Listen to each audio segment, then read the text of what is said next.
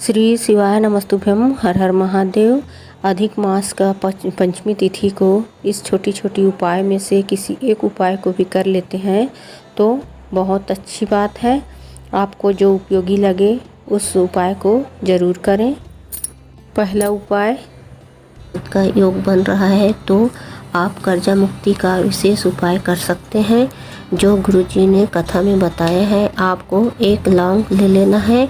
लौंग ऐसी लेना है जो कहीं से भी खंडित ना हो, उसका पूरा फूल साबुत इस प्रकार का लौंग लेना है और एक लोटा जल लेना है।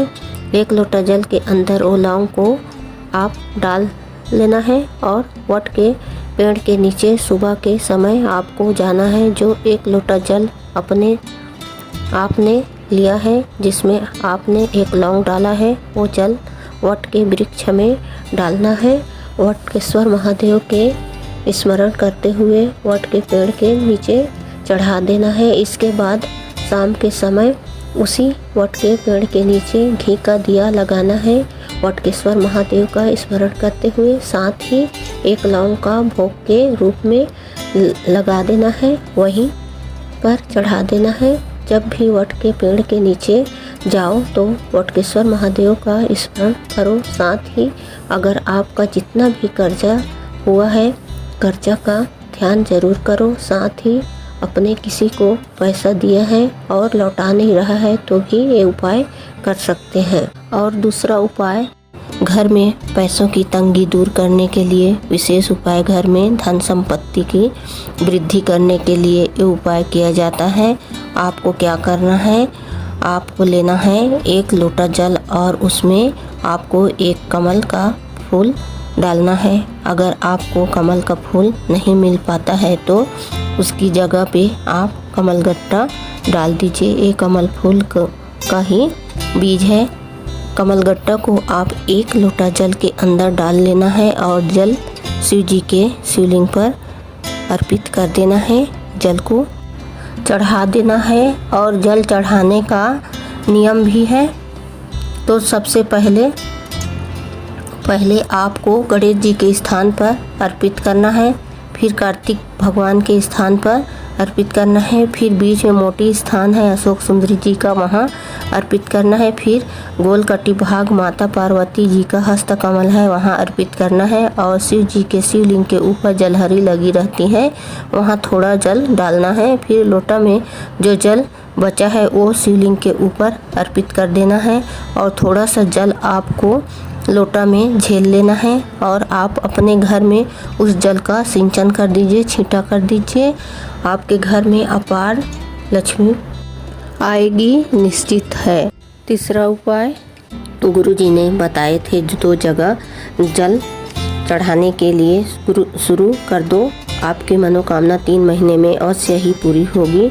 आप 3 महीने लगातार जल चढ़ाना शुरू कर दो। जीवन में कितनी ही तकलीफ क्यों ना हो, जीवन में कितनी ही परेशानी क्यों ना हो, गुरुजी ने कहा अगर आप ठेला लगा रहे हो या कोई छोटा बिजनेस कर रहे हो या कोई बड़ा बिजनेस कर रहे हो या आप कोई नौकरी भी कर रहे हो तो आप 2 जगह जल चढ़ाना शुरू कर देना है। और आपको 2 जगह जल चढ़ाने के लिए 2 कलश जल नहीं लेना है। आपको एक कलश में जल भरकर लेना है और उस कलश का जल आपको शिवलिंग पर चढ़ाना है। और दूसरी जगह भी आप उसी कलश में थोड़ा सा जल बचाने के बाद बेलपत्र के वृक्ष के जड़ में आपको वो जल चढ़ा देना है।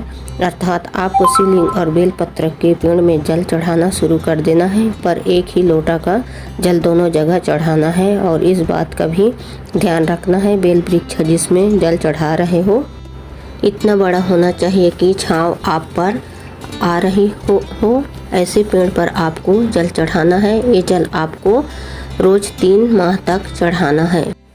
चौथा उपाय, कोई विषम परिस्थिति हो, आपका काम नहीं हो पा रहा है और आपका काम अटक रहा है तो आपको शिवलिंग पर एक विशेष क्रम से जल चढ़ाना है। साथ ही आपको बेलपत्र अर्पित करना है। सबसे पहले आपको एक बेलपत्र गणेश जी के स्थान पर अर्पित करना है।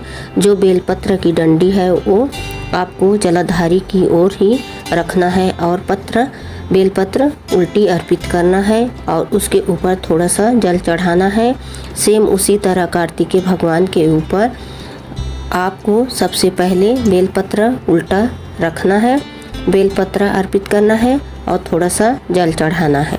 फिर अशोक सुंदरी के स्थान पर आपको उल्टा बेलपत्र रखना है और थोड़ा जल चढ़ाना है और फिर पार्वती माता की कटी भाग जो है उसमें आपको बेलपत्र उल्टा चढ़ाना है और थोड़ा जल अर्पित करना है। फिर महादेव के ऊपर बेलपत्र उल्टा रखना है, चढ़ाना है और फिर जल अर्पित करना है। श्री शिवाय नमस्तुभ्यम मंत्र का उच्चारण करते हुए, स्मरण करते हुए रखना है। ऐसी 5 जगह बेलपत्र उल्टी अर्पित करके, 5 जगह जल अर्पित करके आपको जो अटके हुए काम के लिए कर रहे हो